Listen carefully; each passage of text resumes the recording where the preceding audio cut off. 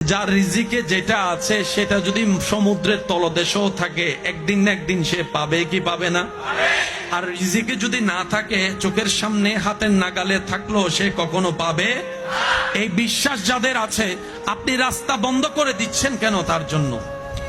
এমনও তো হতে পারে সে আপনার বন্ধ করা রাস্তার উপর যদি রবের উপর সন্তুষ্টি থেকে ধৈর্য ধরার মতো ধরতে জানে, আল্লাহ তার তকদিরে এরকম 10টা রাস্তা কিনার তৌফিক তাকে দান করে দিবেন।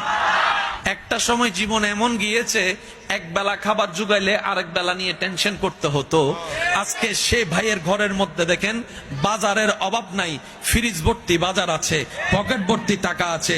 জিজ্ঞেস করুন, উনি বলবে আমি পরিশ্রম করেছি, রবের উপর ভরসা রেখে করেছি। সুবহানাল্লাহ। আমি কখনো হার মানি নাই, আমি কখনো ব্যঙ্গে যাই নাই।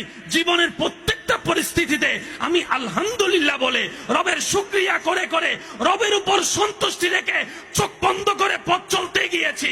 আমার রাস্তা বন্ধ করে দেনেওয়ালা রাস্তা বন্ধ করে দিয়েছে, পানি বন্ধ করনেওয়ালা পানি বন্ধ করেছে, কিন্তু আমার ধৈর্য আমাকে এমন মকামে পৌঁছায় দিয়েছে, বন্ধকারীরা নিচে পড়ে আছে, এখন আমাকে আল্লাহ তাদের উপরে তুলে দিয়েছে।